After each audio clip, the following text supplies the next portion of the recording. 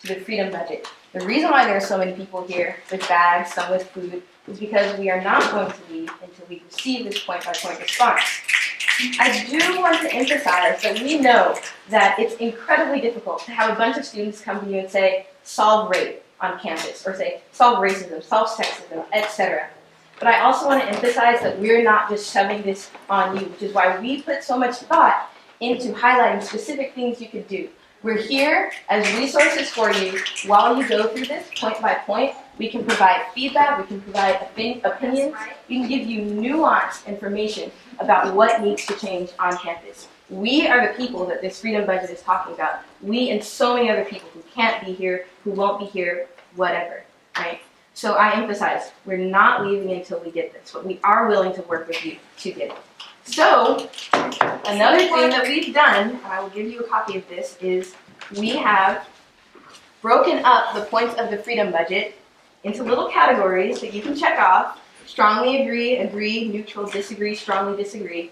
So we can see if your vision even matches ours for certain parts of the freedom budget. That way we can avoid you just saying, no, we're not going to do it. We can specifically see what your thoughts are on each of these things. And we hope that that will be able to allow you to articulate your thoughts. And we also gave a little box where it says a commitment about what you're going to do about this initiative by next week. So we do expect you to make some sort of concrete commitment, and we will be back next week. If there are any additional comments, I know that a huge thing with enacting change is, oh, well, the trustees are really the people who give us money. You know, different people hold different positions of power. So in additional comments, you have the opportunity to say, well, this is in so-and-so's hands, or this is who I need to work with in order to accomplish this. And that way we can all work together and talk to many different people so we can get this done. Because I'm just a 17, and I just feel blown away by all of this. I cannot believe that I walked onto a campus where all of this exists, and it would mean the world to me, to them, to everyone, to have this solved now. So that's what we're going to do today.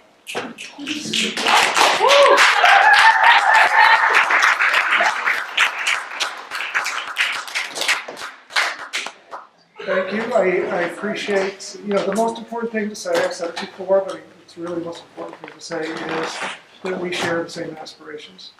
Let's see. And so what I'd rather do is have a conversation. This is not a conversation. I would rather sit down and discuss with you and with the whole campus. What are the solutions? What are the best solutions? Then look at what can we do, what can we implement. We have constrained resources, of course, you know that. You get that, we're working really hard at keeping your cost of attendance down. I don't need to remind you that this year's increase was the smallest since 1977. That took a lot of hard work. So I would rather that we had a conversation rather than President this Hanlon, one. you guys just renovated the bleachers. And I'm not saying that conversation is not a productive way to achieve something, but literally, this is a sit-in. We can turn it into a sit-down. We can change the name, and we can all still have a conversation. Like this, we don't want you to go off and sit in a corner and check these boxes. The reason we are here is to make ourselves available as resources. Obviously, we do not speak for the entire campus, but we are people whose opinions do matter. And if you implement these changes, I guarantee you, people will support them. People will say, wow, I was always too afraid to go to a sit-in. I was always too afraid to walk up to President Hanlon and speak my mind. I'm glad that now people are doing it for me. So that's why this is so important. I recognize... I would rather have a conversation. President Hanlon, I think we've made it quite clear that we are not leaving until this demand has been met. Until what demand has been met? We would like this paper filled out point by point. Mm-hmm. Do you want to give a copy to Dean Johnson? Yeah, that would be good. I don't have another copy. I only have two. But President, if you personally prefer, this sit-in is about disruption. But in order to get this goal done, this is me saying, for your comfort, if you would prefer to have a conversation, you can ask any of the people in this room to sit down and have a conversation with you at this table. You can say, Donde, what do you think about racism on campus? You can say, Maiwa, tell me about, homophobia on campus, right? You can talk to any of these students and have a one-on-one conversation. Because it's not enough to just make vague claims. It's not enough to say the college is committed to ensuring diversity and inclusivity. That's not okay. We're the students, like we're the ones that are living this. So the point behind listing all the ways that were in the one response, which was not even a complete list, was to move beyond us just saying things. So it was actually listing actions we're taking. And these are new This actions. is an action. Well, listen, so these are new actions that we're taking.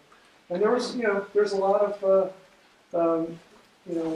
these were not small things that we were listing. So the point behind listing those actions is to move beyond us just saying these are aspirations. So if you believe that these are more than aspirations, you can check strongly agree, and you can write your commitment to enacting this aspiration. So, I guess, again, what I would like to do is actually have a conversation and not be, this is not a conversation, what you're proposing. What does a conversation look like to you? It looks like people sitting down together and doing back and forth. Sitting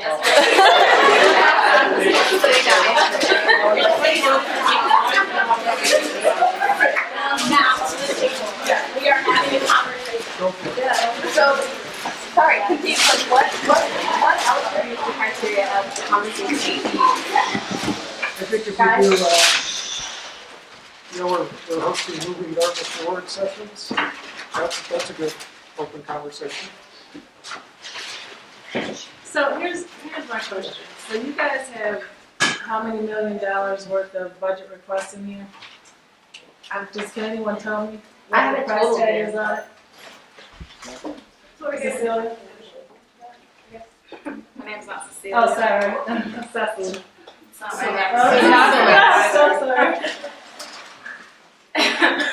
Well, one thing that is important to note is that we're calling for transformative justice at Dartmouth. And so with transformation comes transformation in a budget. And so instead of putting money into things like a bleacher, you can fund things. And we're not expecting that all these initiatives will be enacted right away. We know that it will take time.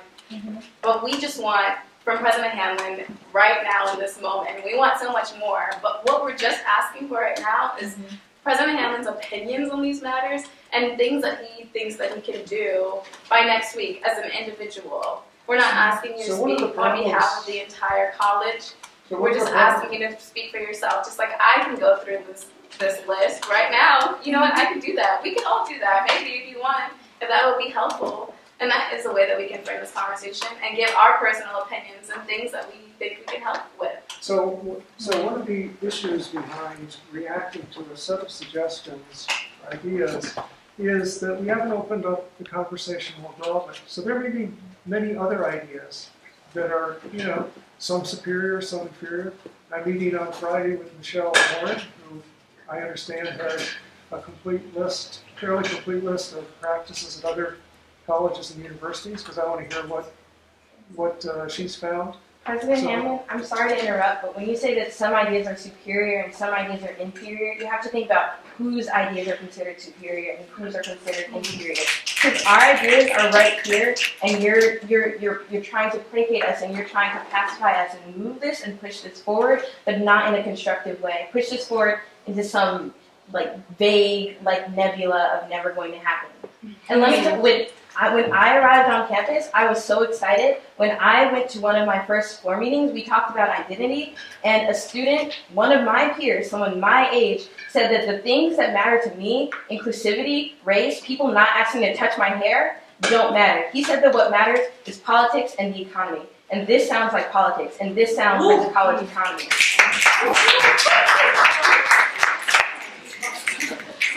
So I can certainly appreciate that, if we could somehow sort of get beyond the rhetoric. So just like you don't want me to speak for you, I don't want you to speak for me and put me in the category of the administration. And so really what I'd like to say is, as you talk about pushing these things off, I see the institution committing and having committed some resources to diversity and inclusion. So my question for you all is, of these things, I mean, what are your priorities? Yeah, These are the priorities. What are the top These three? are